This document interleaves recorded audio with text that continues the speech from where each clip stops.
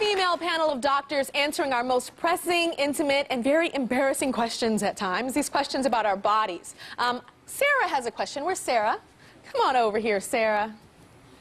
What is your question? I tend to only wash my jeans if they're really stretched out or if they have a visible stain. Is that okay? How long do you go? Weeks? Not weeks, maybe like 2 weeks, depending on how often I wear them. Maybe Not 2 like weeks. multiple weeks. Is that okay? We were actually talking about this, before, because we all agreed that, of course, your jeans do look better when you've been wearing them for a while. Right. And again, this kind of speaks to the underpants question.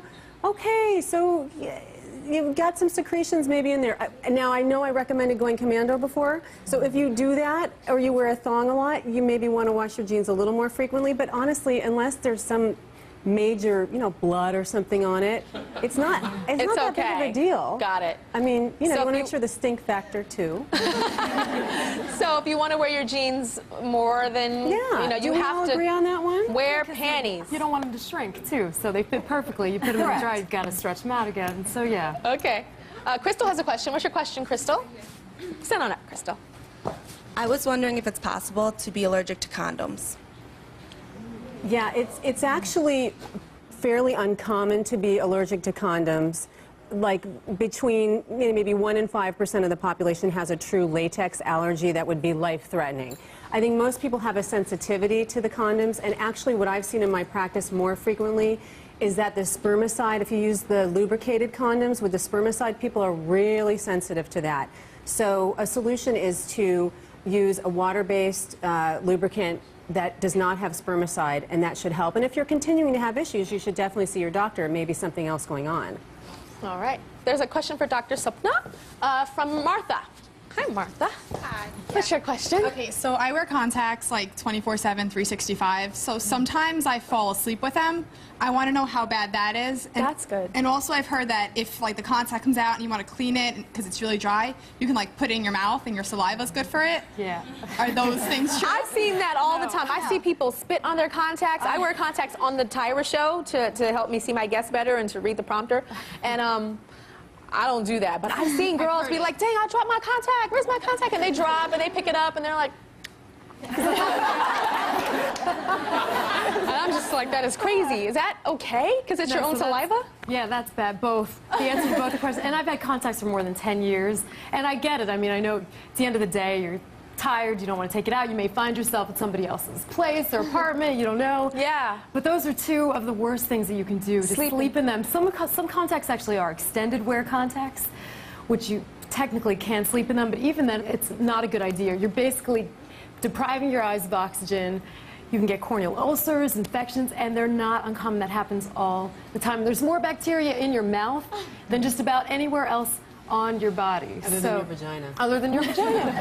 Or your colon. Or your colon. Okay, so don't sleep in your contacts and don't lubricate them. I win that one. Don't lubricate your contacts with Drops them. with me in every bag, in every purse, in every backpack. I have a little small container of drops. Little drops. Okay. Sadoni? Is that how you say that? Sadani. What's your question? Thanks. Well, I'm only 5 feet 2 inches tall, and I wasn't blessed with height. So I've been wearing heels all my life. You were blessed with cute. Thanks. So I've been wearing heels all my life. Wear heels pretty much everywhere. So I'm just wondering, over time, the heels damaging to my feet after a while?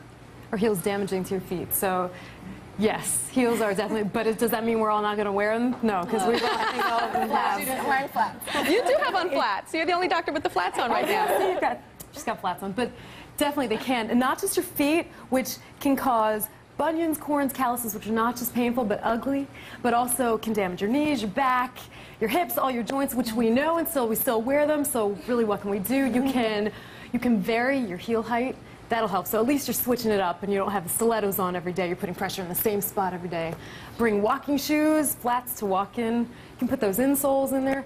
People go to great lengths. People have surgery to fit into their heels, surgery. People inject fillers into the balls of their feet to wear heels, to go to great lengths. But there's ways to make it a little bit better. But still stay fierce. But still, because they're sexy. I know. I mean, what are you going to... Okay, Samora has a bad habit. What's your bad habit, Samora? Hi. Okay, I love the gym. I work out all the time, and after a good workout, I don't always wipe down the gym equipment. I don't see a lot of other people doing it either. Do you wipe, Is that okay? Do you wipe before you get on it? Like the nasty man before you? Okay. No. Not before or Not after? Not before or after, because I get so into the workout and I'm like, I'm going to take a shower when I get home. So how bad is that?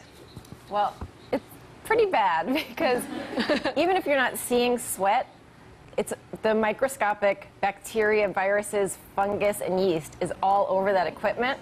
Yeah. So a lot of people take a towel and sit on it, but so what? You're wearing shorts or something. What's more important is where your hands go. So put a towel over where your hands are going to be. Or I was in a gym in Canada this summer, and they had this bottle of dilute hydrogen peroxide that everyone just spraying everywhere. It kills everything. So that's perfect. But definitely wipe it down. And then wash your Canadians are hands. so cleaner than us. They are very clean so up much there. cleaner than us. Okay, Dr. Amy, what's the best way to avoid an infection when you're getting a manicure pedicure? Because I get scared because I don't like to pay a lot of money for the manicure pedicure. You go to the hotel's, child, you walk out, it's $200. So like I like to go to the places on the street, you know, to get a mani-pedi. How do you protect yourself from getting the infections that you see on the nightly news? Woman loses finger. I love this question, and it's a little gross, but a very important thing to do when you're getting pedicure, do not shave the day of the pedicure. And most women don't know this. There's a bunch of studies around the country of women getting these really nasty bacterial infections on their legs, and all of them had in common that they shaved that morning. Because when you shave, you make all these little micro nicks in the skin, and it's a great place for these bacteria to crawl in.